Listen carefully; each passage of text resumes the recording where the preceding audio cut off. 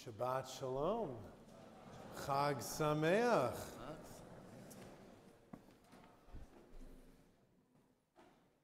All right, so I'm going to start with a question that I want everyone to think about for a second. We're not going to do a whole think, pair, share answer, but I want you to think about what does or should or will a sukkah look like on a spaceship? To the best of my knowledge, this has not been asked yet, but it's coming. Sukkah in space.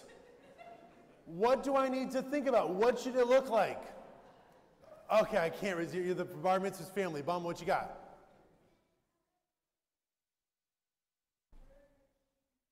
Okay, so we've got the materials are going to change for sure because of re-entry and stuff. But so you're assuming the sukkah's on the outside of the spaceship?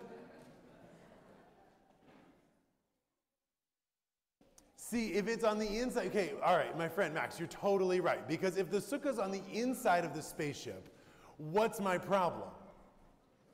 Yeah, you can, exactly, right? So if it's, the schach is gonna let the atmosphere out and we're all gonna, or it's gonna be covered up and we can't see it, so that's gonna be a problem. So I can't resist. George, yeah, fine. And then we gotta go, guys. Okay. So George got one of the right answers here. The best that I can come up with is that a sukkah on a spaceship is going to either be one of two things. And you'll let me know whenever this happens. So it's either what George suggests, which is there's going to be some kind of dome or bubble, right? That's like on the outside of the spaceship that has a sukkah in it. And that all the same rules that you're going to have the schach, you're going to have to fly up there with it because you're not finding, vegetation up in space, I think. I don't know. And so that's going to be there, but then the dome will let you see the stars through the schach.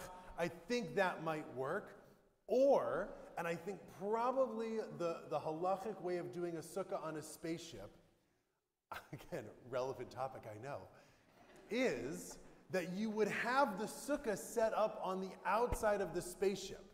With all of the right stuff, you would need some way of fixing the schach so that it doesn't float away. And then the astronauts are going to be in spacesuits sitting in like a little table outside, right, with like plastic cups and a paper chain, but in their spacesuits so that they can live. Now, friends, why did I bring this up? Because I made a bet with my wife that this would work. But because why this is so hard is that space is fundamentally missing the things that the sukkah is meant to protect us from, namely the wind and the rain. That is the reason why we have this sukkah, this shelter, which, again, Zach, you spoke about beautifully, the way that it's a tent hearkening back to what our ancestors were in. And the rabbis talk about the laws of the sukkah, mostly in regard to whether they protect us from the wind and the rain. Right? Now, and the wind is the one that's especially difficult. And I know this is a little bit of PTSD for most of us who put our Sukkot up last week on Sunday, only to have the good Lord blow them across the lawns, right? And we had to, I ran out and had to literally grab it as it was lifting off and untie everything. Okay. So wind comes, and what do we know about the laws of the sukkah walls and wind? First of all, if you're sitting in the sukkah, you have to be able to what? Feel the wind. That's part of the rules. The walls can't be so permanent that they don't move at all.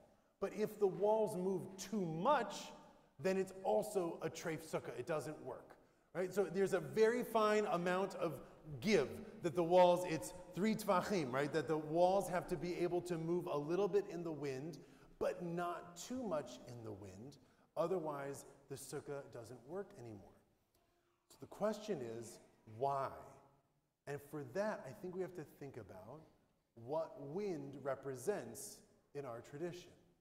Now, wind is one of the special natural phenomena that, according to the rabbis in the Talmud, it's one of the only ones that doesn't have its own bracha, right? A blessing. There's a blessing for rain, there's a blessing for the sun, there's a blessing for rainbows, there's a blessing for basically everything except for wind. And the rabbis note this in Masechet Ta'anit, and they ask, why is there no blessing for the wind? The answer given is because wind is a perpetual miracle. It never stops and it never starts. So there would be no appropriate time to say a blessing, right? You usually say it when something begins or when, right? And wind has been going ever since, here's a question for you, 100 million bonus points. Since when? Yeah, like the second verse of the book of Bereshit, right? That there's a wind, it's there before even creation. We're going to read about this next week, don't worry, right? But the wind, this sort of primordial wind, the rabbis say, the world couldn't exist without it, and therefore there's no blessing for it. And so, then, our Sukkot are meant to both block out the feeling of this wind, this presence of God, and also let it in. And there's a dance that we do when we build our sukkah, because on the one hand, the building of a sukkah is a testament to the power of humans. Wherever we are, even if we're in the desert, we have the ability to build a structure that can keep nature out. But also, we have to be worried about building a structure so permeable that it keeps nature out completely, because then we forget who we are and where we come from and what the fragility of life is. And this dichotomy plays out also in our liturgy. Next week, we're going to add the blessing for wind and rain in our Amidah, right? We're going to say, Mashiv Ruach Amrita Gashem. And the rabbis, two rabbis debate when we should add that in Sukkot. So Rabbi Eliezer says that we should start saying Mashiv HaRuach Amrita Gashem, who causes the wind to blow and the rain to fall, on the first day of Sukkot. Everyone agrees it's Sukkot. Sukkot's the holiday about rain. It should be on the first day. Rabbi Yehuda says, no, it should be on the last day of Sukkot, not on the first day. So they argue about why. Right? Yehuda says, we're about to spend a week hanging out in our sukkahs. Why would you start praying for rain on the first day? That's a recipe for sagi challah. We don't want to do that. Eliezer says, no, Yehuda, you have it all wrong. That's not how rain works. So Eliezer, by the way, this is in the Talmud, like 1800 years ago. Eliezer says everyone knows rain comes from the oceans. The oceans evaporate, the rain comes down. That's going to happen no matter what. It has nothing to do with us or God or prayers. And our prayers don't affect the rain. So when we say Mashiv HaRuach, we are just naming rainfall as an attribute of God. So you can say it whenever you want. Yehuda believes differently. He says, no, everyone knows, says Rabbi Yehuda in the Talmud, that rain is stored up in heaven. And God, like a lifeguard at a water slide, is like, okay, a little bit more now, okay, a little bit more now, okay, a little bit more now, and decides how much rain we get. So when we pray to God, we are actually affecting the rainfall, which is why we have to wait. And in this debate, which is admittedly a bit esoteric, thank you for sticking with me, they're basically arguing about our role in nature.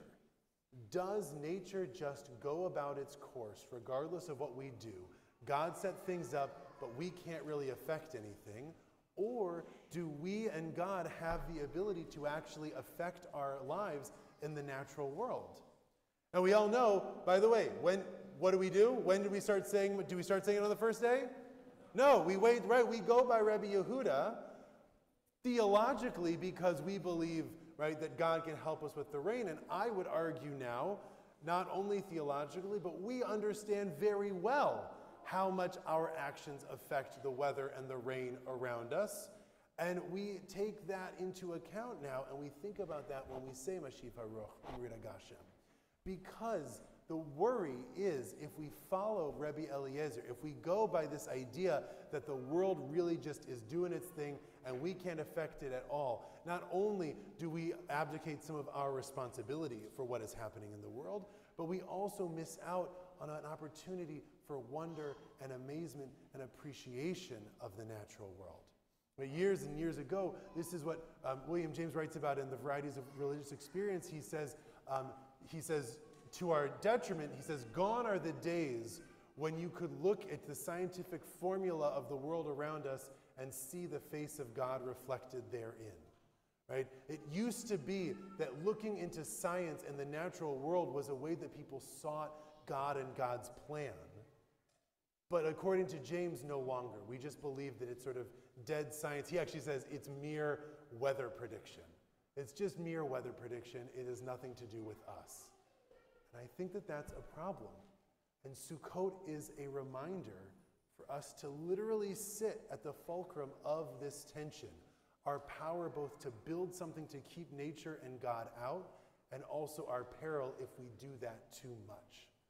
So as we sit in the Sukkah that's out here later today, or in our Sukkot at home, I think we need to remember both of these things.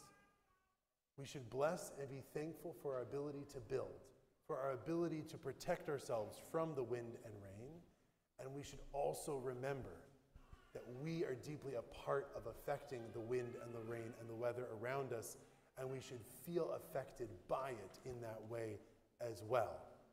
So, what's the right way to build a sukkah on a spaceship? I think that a spaceship is in fact a sukkah. It is the same exact idea of our ability to build something, to travel, whether it's in the desert or the outer Kuiper Belt or whatever. It's our ability to build something that can both help us weather the storms and brave the elements while also being fragilely vulnerable to them. Shabbat Shalom.